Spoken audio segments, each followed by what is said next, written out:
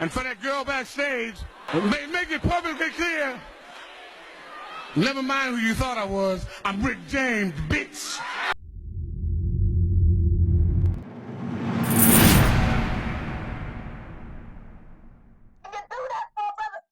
Check the mic and make sure it sound right, boys. It's a known fact, Snoop Dogg was one of the first artists signed to Death Row before the famous Tupac. Snoop Dogg has Dr. Dre and Suge Knight to thank for discovering him. Despite his success, he still wanted to leave Death Row Records. The only way he could do so was by stabbing Suge Knight in the back. This sparked a feud between the two and messed up the whole issue, to the extent that Suge Knight tried to kill Snoop Dogg. Why Suge Knight really wanted to kill Snoop Dogg? Snoop Dogg is one of the greatest gangster rappers who ever graced the rap industry. Coming from Long Beach, California, one would think that making friends with gangsters from Compton would be impossible for Snoop Dogg. But with his talent, the gangsters from Compton knew they would need him on their team.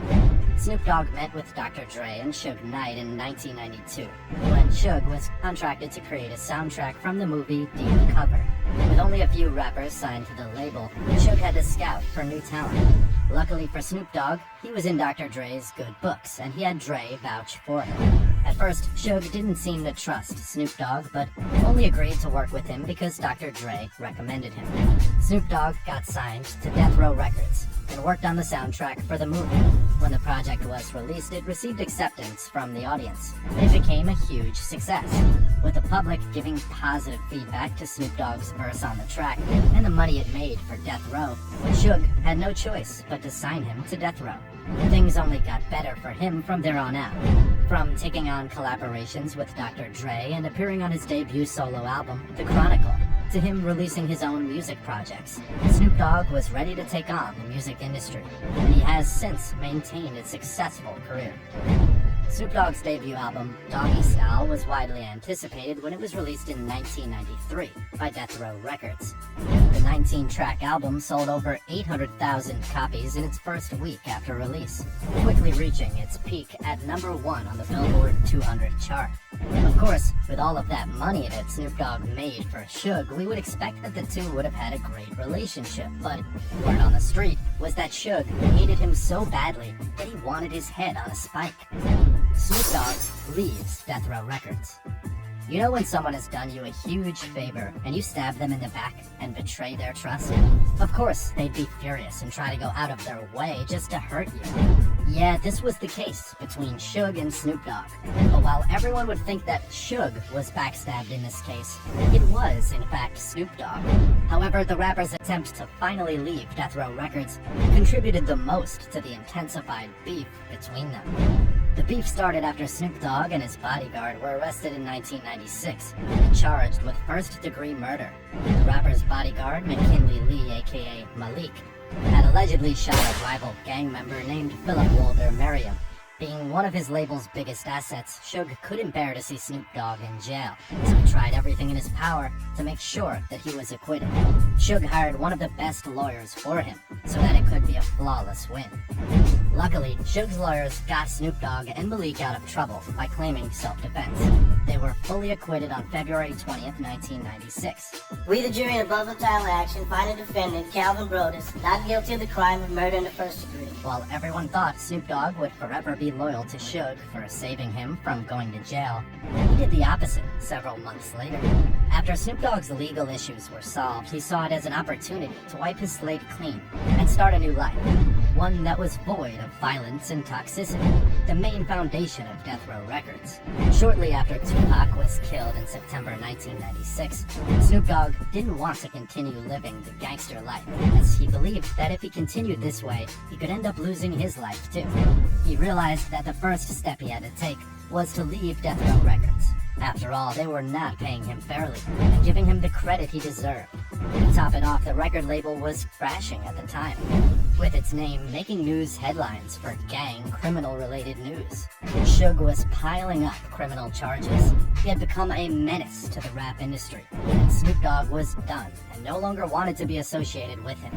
The decision to leave Death Row was easier for the rapper, especially because Dr. Dre, who had brought him on board, was equally fed up with being a part of Death Row Records and also wanted out. After being acquitted, Snoop Dogg decided to clear the air and end the beef with Bad Boy Records, rivals to Death Row Records like the Notorious B.I.G. and Puff Diddy.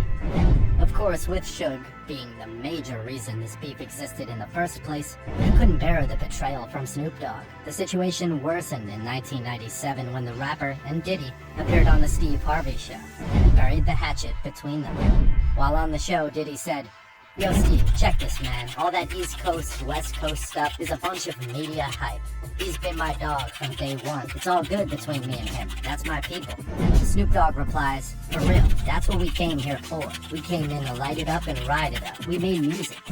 Snoop Dogg wasn't safe after this. He was hunted by Suge and his crew to the extent that he had to hire 24/7 security just to protect himself.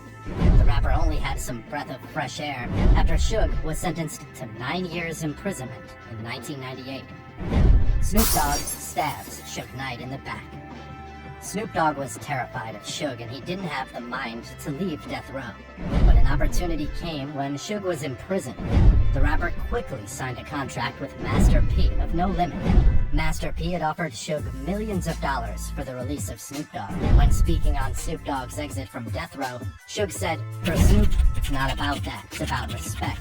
But if you want to talk business, let's talk business." Even though Suge was in prison at the time, he still found a way to say a word or two about the fact that Snoop Dogg had joined No Limit. He said, "He should be happy that I didn't stand in his way to try and move on and spread his wings. If it wasn't for Suge Knight, he'd still be in somebody's cell, making dinner, washing clothes." This interview gave birth to the legendary clapback when Suge said, "He used to be a superstar, but now he's just a no-limit soldier." Snoop Dogg replied and said, "He used to be a CEO, now he's just an inmate." Soon, Snoop Dogg released a song in which he dissed his former producer in Pimp Slapped, where he refers to Suge as a just like his wife, Sharitha Knight, who was rumored to have slept with numerous men before getting married to him. Snoop Dogg called out to Suge and said, "This is a, like his wife, Suge Knight, is a, and that's all my life." He also said, "He was paying off with all my riches. You so hardcore, why you ain't go to level 4? Suge stated in his documentary that he was always there for the artist signed to his record label, only to get stabbed in the back every single time. He said, "I took on a fight for these clowns because I didn't want them getting robbed, and they crossed me." Do you think Suge's attempt to take out Snoop Dogg was justified? What would you have done if you found yourself in Suge's shoes? Join the conversation and let us know in the comments section below.